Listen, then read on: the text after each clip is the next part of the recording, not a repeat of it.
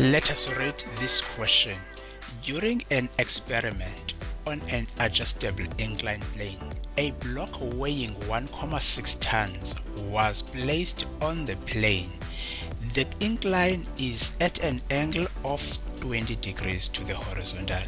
If the frictional force is 225 newtons, 225 newtons, determine the weight of the component of the block parallel with the plane. The weight component of the block perpendicular to the plane. The smallest force required to pull the block upwards along the plane. The power if the block moves at a constant speed of 10 meters per second. What is the weight component of the block parallel with the plane? That is Fs. In other words, we'll have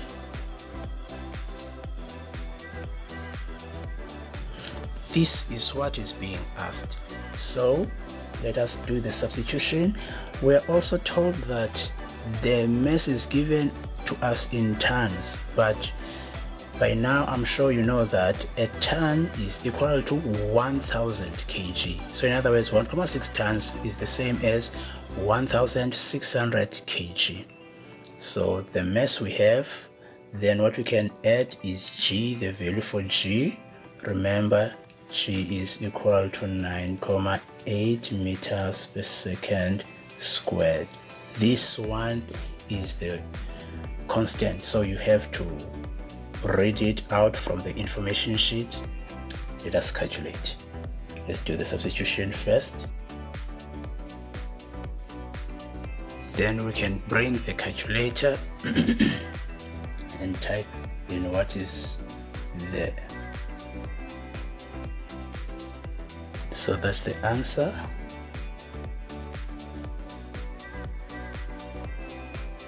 Now why do we have 6 here? It's because the number after 5 is more than 5. So the third decimal should be risen to 6. If you want, you can, of course, make it 5.36.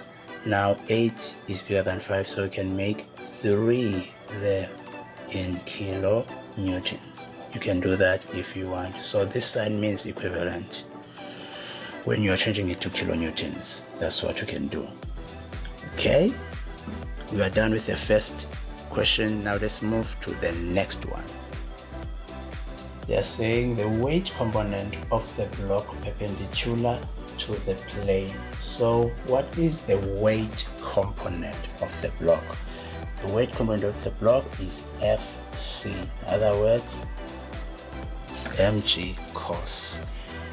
So the only change will be cos, because everything that's there will just change cos. Everything that is there will remain the same. So let's do it.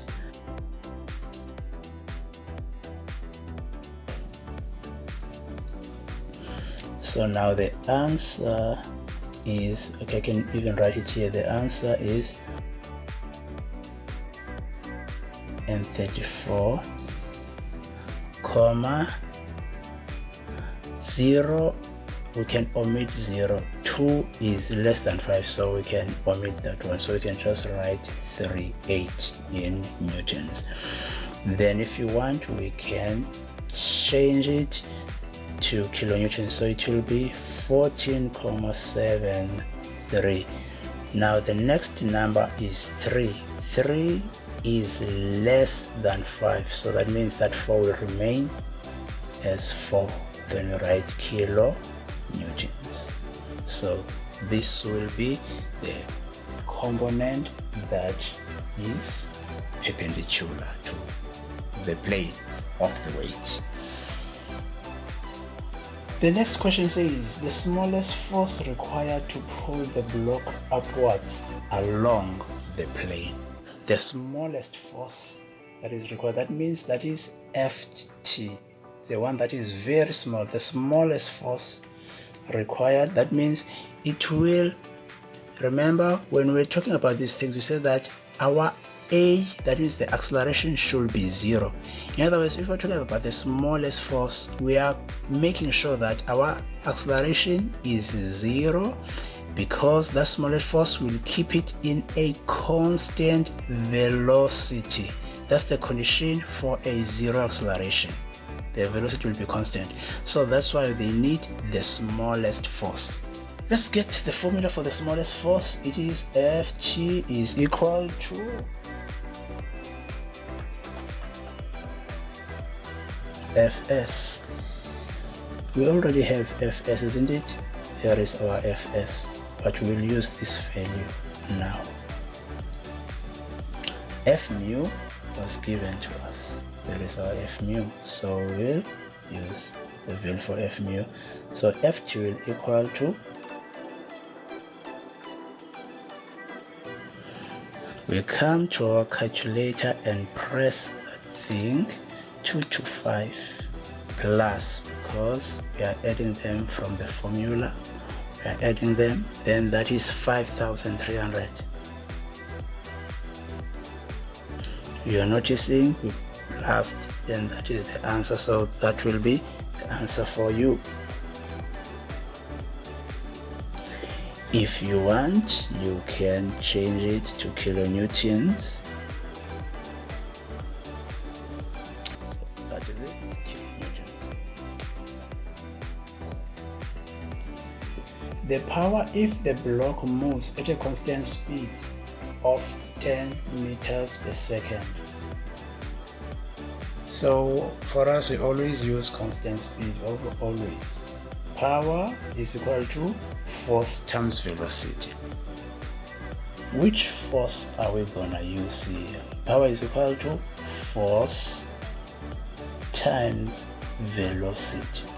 Now, which force are we gonna use here? We have a lot of forces. We have Fs, we have Fc, we have Ft, we have F mu. Now, this force, which force is it going to be?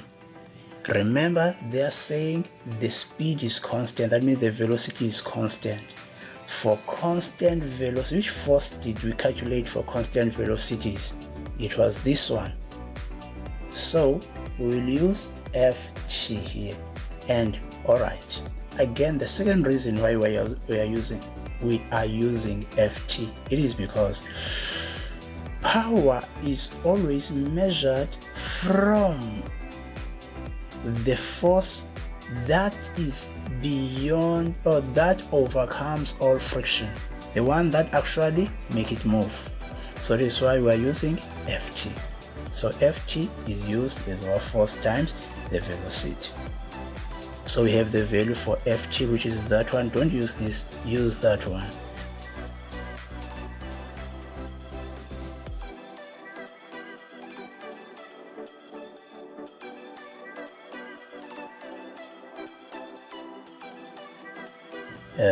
Kilowatts. Okay, this is 7, so it will be 9 here, because 9, okay, let me just write it nicely. It will be 55,879 kilowatts, because 7 is more than, or is bigger than 5, so it will round up that 8 to 9. So this will be the answer for this kind of a question.